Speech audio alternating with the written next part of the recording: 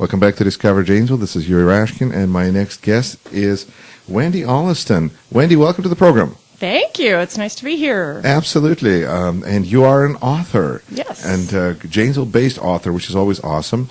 And you write books which really look like books. They are like something that they're. It's a real book. It's a real book. It's not like big letters, and I'm looking at this, and it's got a kind of a creative cover. I'm looking at 30 Below, and that looks like something that you would not find in a packet. It's a ring. Yes. It's a very unique way for me to introduce the book. It's a Christian fiction book about sex, which is kind of unusual. But the cover basically has a condom packet on it with an engagement ring inside of it. So that kind of lets the reader know where I'm going with where this. This is headed, right. Right. I don't know, are you giving away the ending? No. No. So, Wendy, tell me, what made you interested in becoming a writer? How long have you been writing? Gosh, from the time I was little, I always walked around with a notebook and a pen and wrote stories, and so just my whole life I've just been writing. But I didn't really do it seriously until about 2005. I wrote my first book, and I had all these grand ideas that it was going to be. I was going to become famous and it would be wonderful, and it was kind of a bomb because it wasn't a very good book. But, you never know. The movie can make it much better. Oh, well, I don't know. I took it out of circulation, so, I'm a recovering alcoholic. Okay. And, when I wrote my first book, I was a very active alcoholic. So the writing wasn't that good. It just was very disjointed. And so drinking or not, you still felt passionate about writing? Yes, yes, I did. Would live in my head, basically. Would fix all my problems.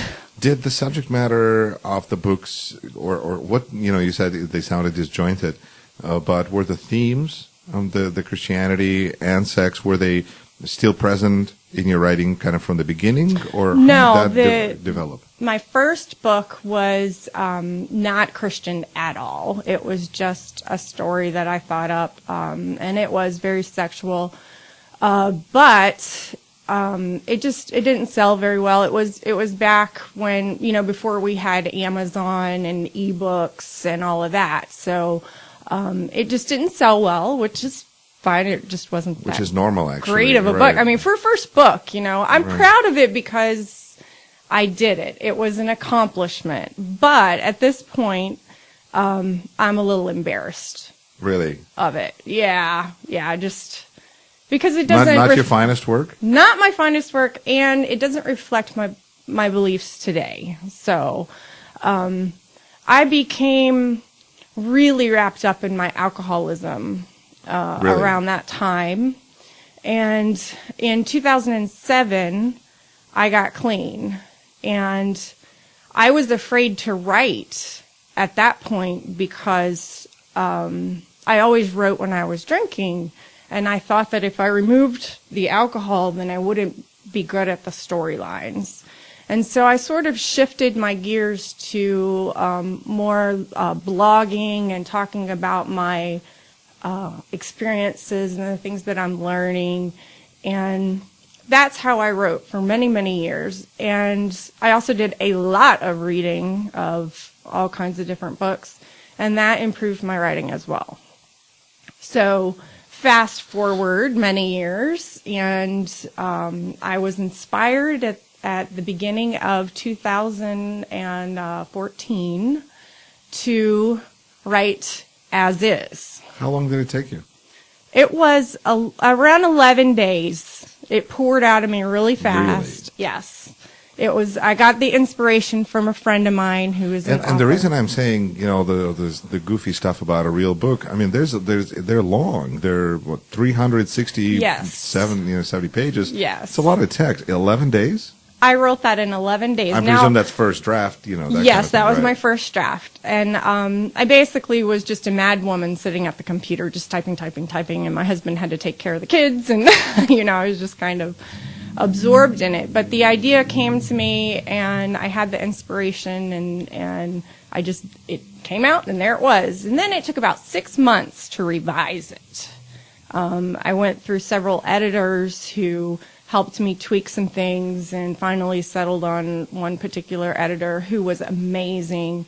He made it what I wanted it to be. And aren't editors, like editors, producers, people that take the talent and refine it and shape it, and you go, that's exactly what I meant. Right. And it's interesting because you have to find that right editor that fits for you. Mm-hmm. And it took me about 4 editors to find that. And finally, so did you go on like a Craigslist and go looking for an editor? I did. That was the first way I was did kidding. it. You really did No, that? I did. Yes. Yes. And that did not work out. It was not my best idea. So, but, yeah, I got a couple, referrals. All right. And this one really worked out well. He did an amazing job. And was this somebody locally, or did you email across country? No, actually, I got the referral from Scott Skelly, who wrote a book. Sure. Skelly Farms, Mm-hmm. he wrote a book. And it's a devotional book, and it's very good. I've read it, and I contacted him and asked him about his editor. And that's a really good idea, because if you like a book, and get in touch with the author and find out who helped them. Right, exactly. And I sat down and picked his brain one day, and he gave me a lot of ideas of about publishing and stuff like that. So he was helpful. What I did with that book is I gave it to a good friend of mine. I said, I think you might be the target audience for this. She's active in church, and she's and I said, would you please read this and give me your feedback? And oh boy. And it was interesting because at first when she because I saw her part of the book through the book, she said, boy, I'm not sure if if I didn't promise you that I was going to finish this, I would be like done with this, because the person seems like the main character seems so negative and like not somebody that not a very likable person. Right. And then when we spoke yesterday, because I said, well, I have conversation with the author, she said, I think I'd like to read the next book. Oh, so excellent. she kind of liked how it wrapped up. Mm-hmm. She really liked the afterword, the postscript, and she said my favorite chapter was actually, I think, chapter 61. Okay. Which had like 7 sentences in it. Oh yes. And she actually sent me a picture of it, so I will go ahead and pull that up, and maybe I can just read that. Okay. But it was it's nice to have. I think I might have it in here. Let's see. Right. Albums.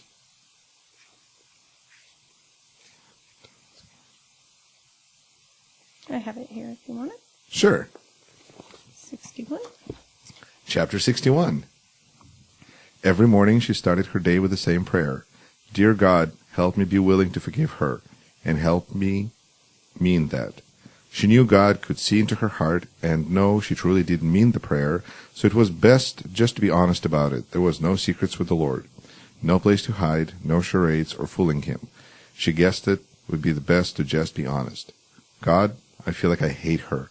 Help me not hate her. Help me not want to hate her. And my friend felt that at that point the character was starting to realize what was going on and going through some change, and so you got a reader there. So excellent, thank you. Well, it is a tough read because of the negativity of the character. One of my editors actually gave me some advice after reading the first version, saying, you need to add another character here because we need some comic relief. So that was when I think that's what happened with that snowman in Frozen. Yes, I agree.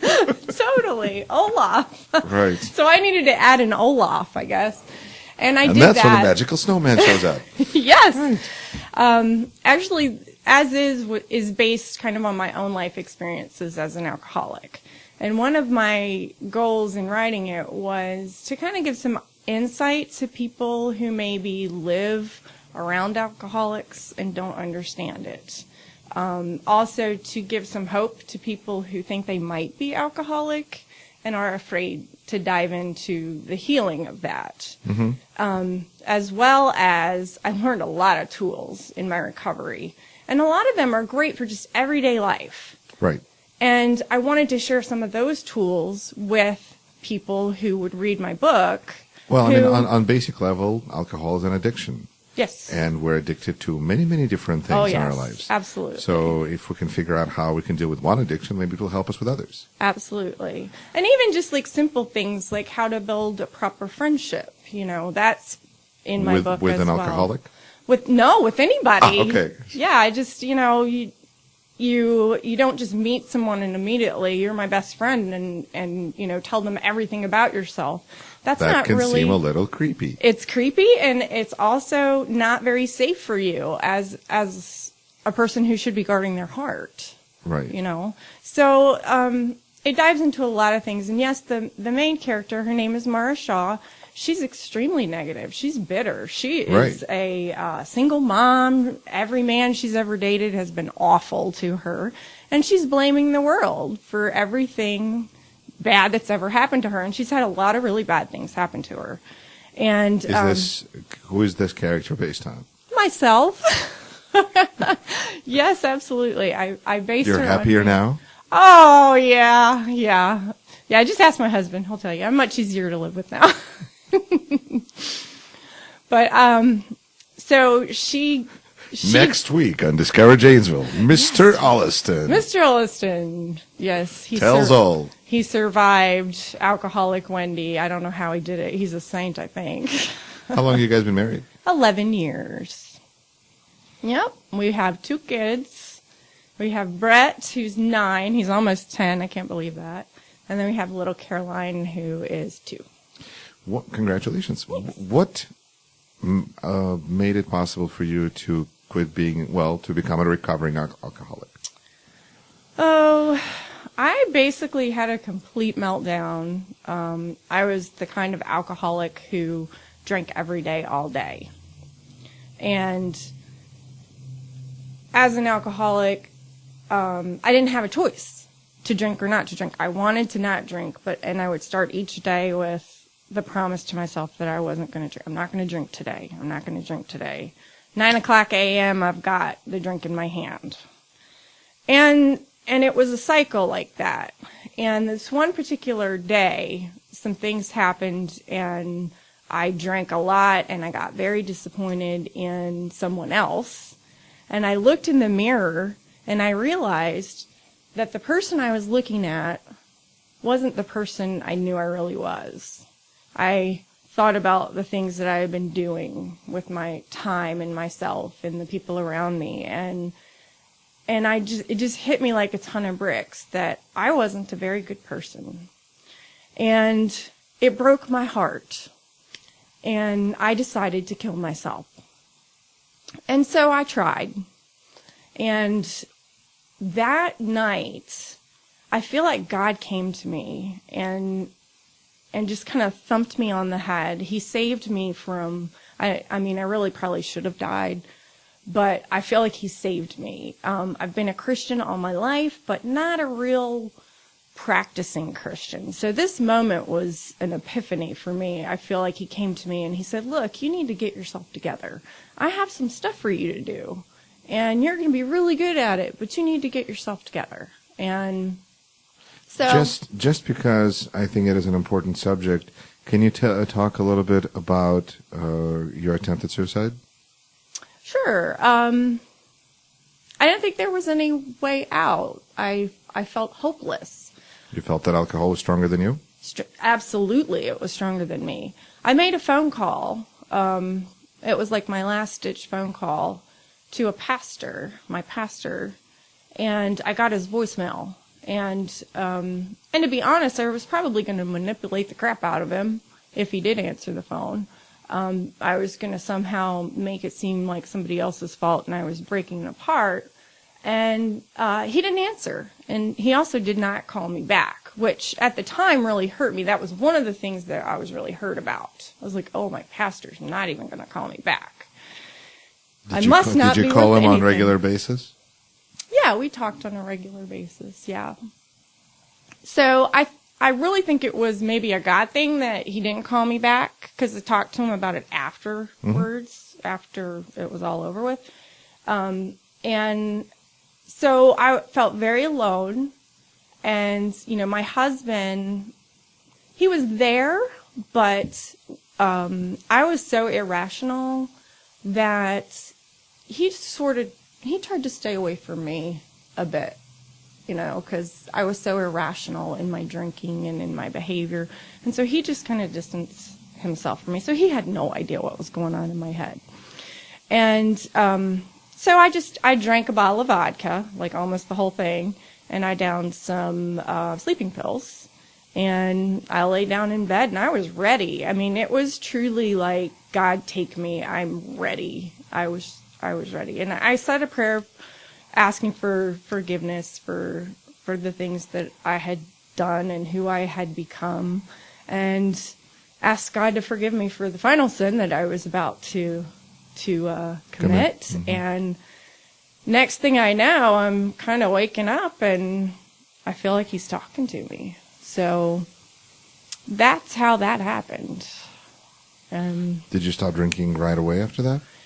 That night, I realized that I was probably an alcoholic, and I called my sister, and I told her that. I said, I think I'm an alcoholic. It was the first time it ever came out of my mouth.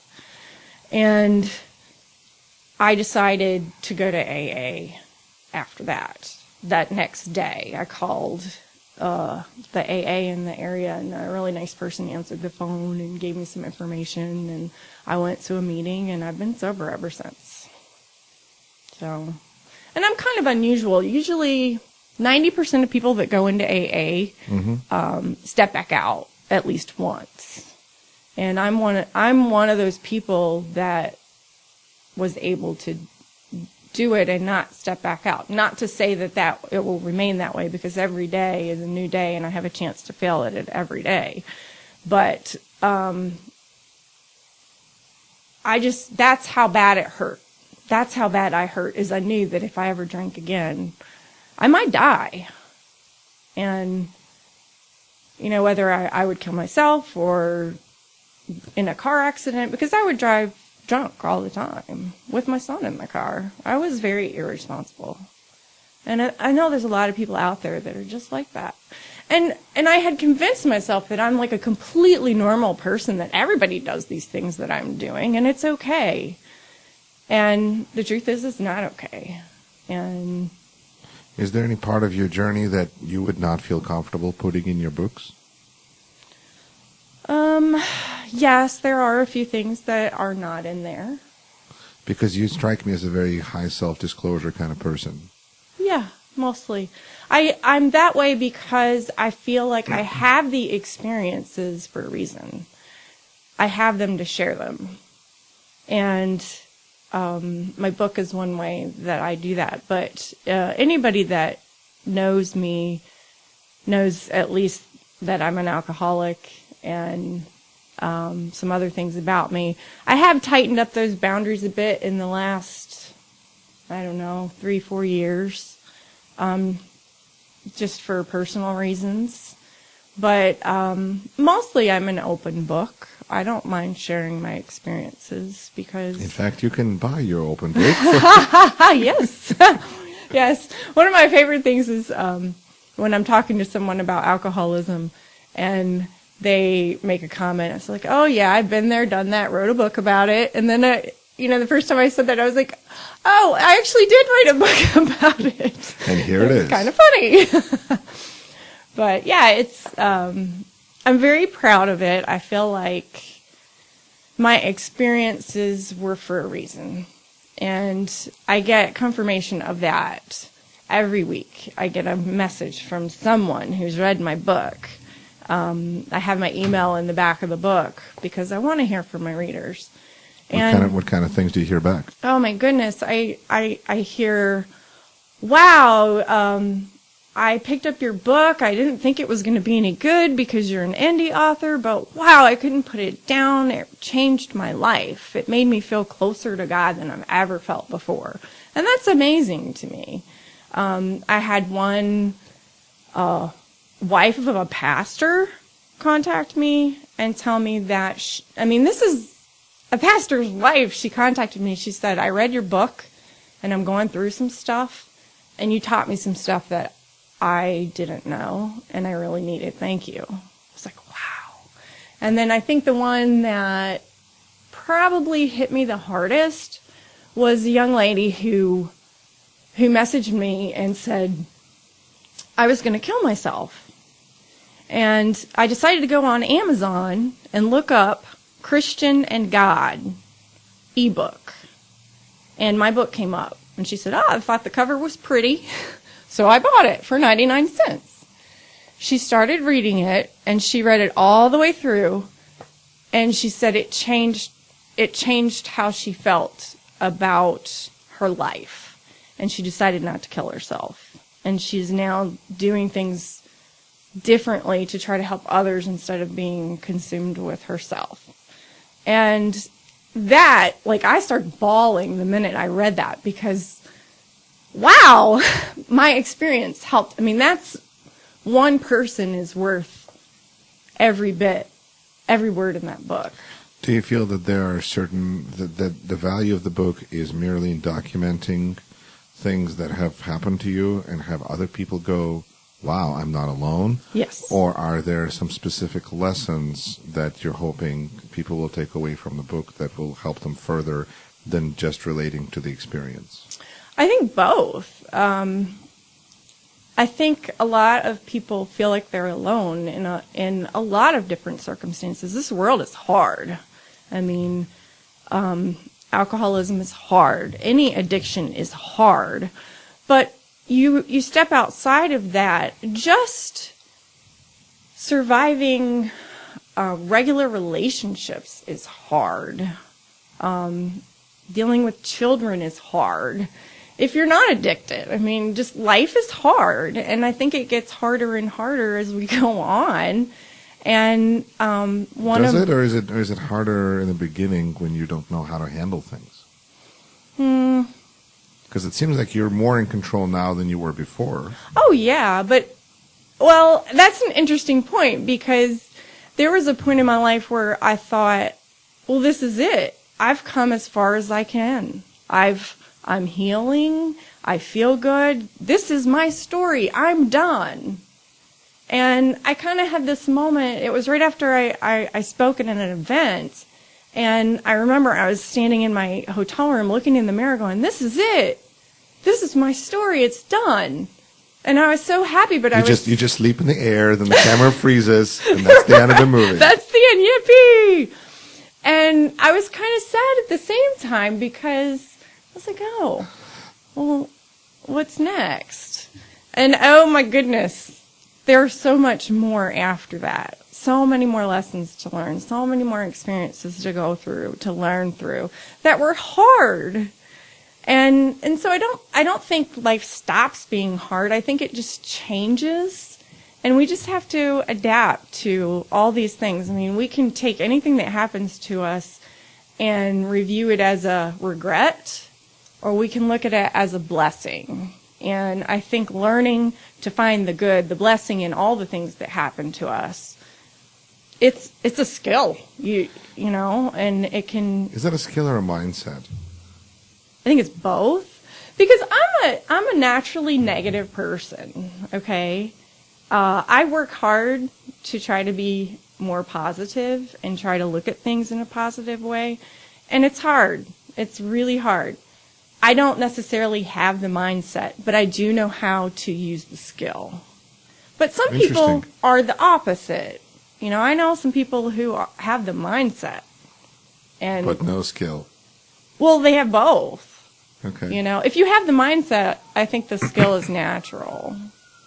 But if you don't have the mindset, and that's me, you have to develop the skills. How do you do that? How did you do that? I made myself teachable. I stepped outside of my pride, and I looked at people who had what I wanted, and I asked them lots of questions, and I did what they did. Is this where Christianity came in? That is when Christianity started to become the backbone by which I live. I mean, like I said, I've been a Christian all my life, but I didn't really know what that meant. Like, what do I believe? I don't know. Had I ever read the Bible? No. Did I go to church every week? Well, most of the time, but not all the time. Did I pray every night? I prayed when I needed to, but I called myself a Christian. And that's actually kind of my target audience, people that are similar to that. When I got sober, I had to choose a higher power. And I chose God because that's what I grew up with. Mm-hmm. And that was when I started to heal, when I allowed myself to not be in control, or try not to be in control, and let God kind of tell me who I am and what I can be. So yeah, I do rely still on my Christianity, on God. But what's interesting is I had a conversation with a reader who is not a Christian, and she loved my book, and she's a Buddhist. And she said, I loved your book because even though I'm not a Christian, there are so many similarities between our gods that I could focus on that were positive, that it didn't matter that I'm not a Christian. I loved the book. And I think that's amazing. I've always been told, focus on the things that are the same and not different. Sure. In any situation, especially in religion and politics.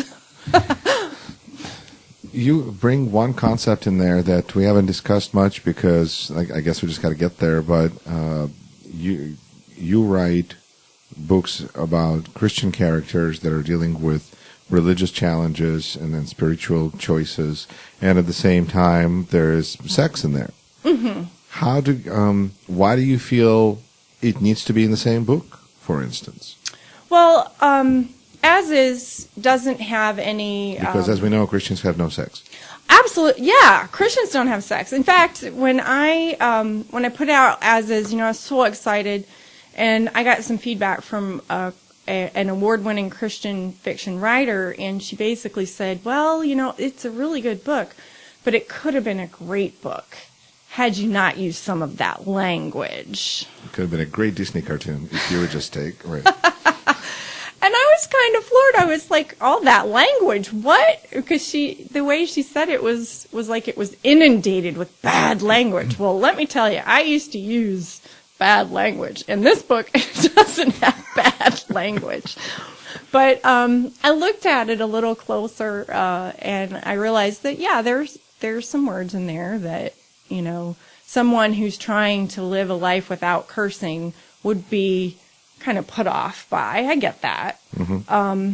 But when you're looking at an alcoholic and the reality of an alcoholic and the types of things they do, that's their language. Not all of them, but it's part of the reality. So to me, in order to create a realistic character, I want to have realistic things happen. And sex happens, okay? In As Is, there's no blatant sex. There are some explanations of some of her sexual experiences that were not very good, but it's not super detailed.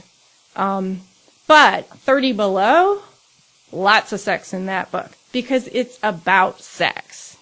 And when my Christian fiction friend told me that I needed to watch out for the language, it could have been a great book had it not had the language in it. I was like right in the middle of writing 30 Below, and I thought, uh-oh, what am I going to do with this book?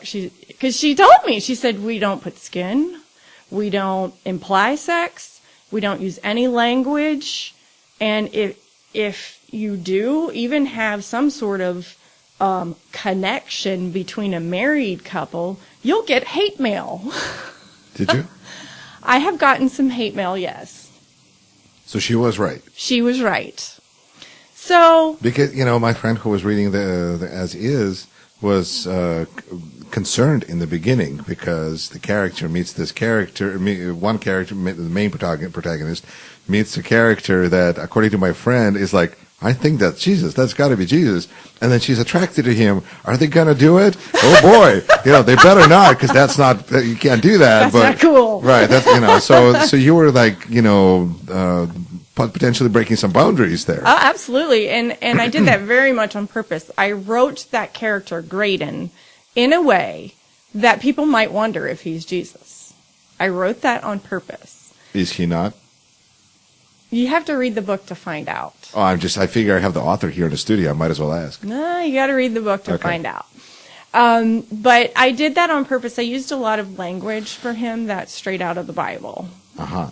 And so it kind of makes him come off a little bit odd, but I find it interesting that some of the people that I thought would really pick up on that didn't, and then people that I didn't think would pick up on that at all were like, "Oh wow, is that Jesus?" Like, I'm not going to tell you. I never answer that question, never ever, because you have to read the book to find out. But that was my purpose in creating that character, is for people to kind of wonder, like. And you felt comfortable with the tension. Absolutely. I wanted that there. I wanted there to be some discomfort there, like, uh-oh, is she going to go there? Right. Yep. Well, good for you for messing with people's minds a little bit, Yeah. Well, and 30 Below, my idea for 30 Below was to write a book about sex that explained. Okay, we hear as Christians, we tell our children, don't have sex outside of marriage. As a child, I was told that over and over and over again. I'm kind of a why person, and I need to feel things out on my own and figure things out. And if you don't give me a good why, then I'm going to go find out on my own. That's just how I am. And I feel like we, as Christians, we say don't have sex before marriage, but then that's where the conversation stops. We don't want to talk about why. We don't want to talk anymore about it. I think a lot of Christians are just very uncomfortable with the sex conversation. Otherwise, you'll get hate mail. Right, especially if you have Christian fiction readers. Yes, you will get hate mail. So my idea behind the book was to present some characters and some circumstances that bring the reader through the experience of why God maybe says, maybe you should wait until you're married. So 30 Below is kind of the why to don't have sex. Yes, it is an experience for the reader to, it's 2 books in one. It's 2 stories. I have Faith and Lucas. They meet. They're very hot for each other. They're both great characters. They decide, we like each other so much, and we have all of this tension that we're just going to go for it. And as a result of making that choice, some things get really complicated. They don't know each other well enough to have the kind of trust that they need for their circumstances. And there's jealousy, and there's all these things that happen between them that aren't necessary. But because they threw that sex in there, it shoved them into a place where they felt like they're supposed to already have that, I guess. But they weren't comfortable enough with each other to actually have it. So, Faith has a big secret, and she's not comfortable sharing it with him because she's afraid she's going to lose him. And it becomes an issue, and it goes through their first 100 days as a couple. And at the end of that 100 days, I start over. I start the story over, and they meet, and they make the decision to wait. And not just for a godly reason, it's for another reason too. And it's not repetitive, it's not the same scenarios over and over and over, like from the first half of the book and the second half. I was going to say Groundhog Day kind of a thing. No, what I've done is I've created, it's the same line of events, but I talk about different parts of those events on the 2 sides. So there isn't any overlap of you're seeing the character do this here, and then you're seeing them do the exact same thing. How do you come up with stories? Oh, goodness, they just pop in my head, honestly. I don't know. I'll be sitting in church or praying or sometimes in my dreams, I don't know, an idea will come to me, and it's just crazy how my mind works. I don't know what's going to happen in the story until it's over. I don't plan. I'm not one of those people that writes down the. You don't have like a storyboard that you fill out afterwards. No, Okay. no, I don't. I don't plan. I just go, and I don't write in order either. I write a chapter, and then I write another chapter, and then I figure out how they all fit together, and it's amazing how they all come together. And I see that as God working within me. I feel like I'm just kind of a tool for Him, and He uses me that way, and it's really humbling to be used that way. So you found new lessons to learn? Yeah, there's always new lessons to learn, always. Good. How can people get in touch with you if they have questions or if they want to read the book or talk to the author? Well, right now, Not for hate mail, but for... yeah, no hate mail, please. My books are available at Book World. They're also on Amazon. I have ebooks all of my ebooks are 99 cents. So that's on Nook and on Kindle. Is that economic model actually is working? I mean, you're making a couple bucks? Right now, I need to get readers. And Okay. so I want to give a value not very many people are willing to spend, $5 on an unknown author. So 99 cents? Sure, I'll give her a try. So far, I have a lot of repeat customers. That's great. So, yeah. So we're going to conclude our conversation by having Wendy Oleston read a passage from her book. So what are we going to hear today? Well, I'm going to read a little bit from As Is. It's chapter 20, and I'll just give you a little background here. Graydon and Mara are the two main characters. Mara, she's in a push and pull relationship with Graydon. She pulls him close and then she pushes him away, and she has just left him a message saying, "I don't want to see you anymore." And no, they're not dating; they're just friends. But I would like to read this. Okay. Sunday night at around 10, a knock on the door surprised her. After a split second, she knew it would be Graydon. She wondered if he would be there to tell her off, or if maybe he had just not gotten her message yet. There was only one way to find out, so she opened the door. He was leaning in the doorway, looking a little annoyed, but, to be honest, it's difficult for him to look angry. He's far too cute and gentle for that. He spoke loudly. "You know, it's not very nice to break up with someone on their answering machine." "I didn't break up with you," she replied quickly. "The term breaking up implies that we've been dating, and since we've never dated, how could I have broken up with you?" "Oh, semantics." He stood from his lean position. "Still, if you're going to tell someone who really likes you that you don't want to see them anymore, the polite thing to do is to say it in person." "Okay, then. I don't want to see you anymore. Are you happy now?" she asked. "No, I'm not going to listen to that nonsense." She took a deep breath and held it for a few seconds, then let it out. "I just don't think this is a good—" He interrupted her. "I'm coming in." He brushed by her, and she stood in the doorway gaping. He smiled, closed the door. She crossed her arms, still staring. "You can't do this to me. I'm not going to let you. I need you to leave me alone." "Why?" he asked, then walked over and closed the door himself. "Is it because you don't like me? Because if it is, I'll go, and I'll never bother you again."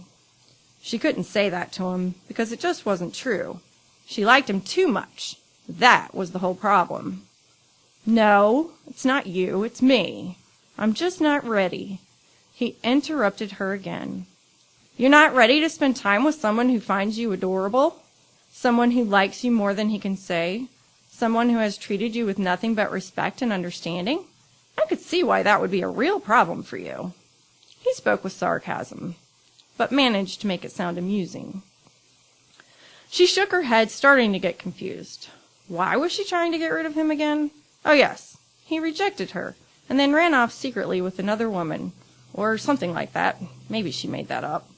She said, "I feel like a charity case on the side with you." One you don't want anyone to know about. It's embarrassing." He laughed at her. She remembered how he rejected her kiss and realized he was probably laughing because he didn't think of her that way at all. "Well, I guess I know why you didn't want to kiss me. I repulse you." He chuckled again, but this time with some annoyance. "Tell me this, Mara. Why did you want to kiss me that day?" She rolled her eyes. "Well, isn't it obvious? Do I need to spell it out for you?"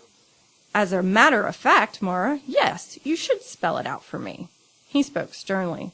"From the day I met you, you have been completely cold and closed off, not wanting me to even accidentally touch you as we sit on the couch. Then, all of a sudden, after I spend a little bit of money on you, you throw yourself at me fully. It doesn't make sense." She huffed. "That's ridiculous." "Is it?" he asked. "If it's so ridiculous, then tell me, why did you pick that moment to kiss me?" "Well, She had to stop and think. What had she been thinking? Then she remembered. "You were so nice to me, and I wanted to give you a proper thank you." He spoke quickly and precisely. "That's right. It was because I was nice to you, and you wanted to repay me. This may be news to you, but when you kiss someone, it should be because you like them, not because you owe them." He paused, then said, "You're in the process of inventing a new form of prostitution." Thank you. Wendy Oleston, as is, author on Discover Janesville. Wendy, thank you so much for being here. Thanks for having me. Absolutely. This is Discover Janesville, Janesville Community Radio, Yuri Rashkin.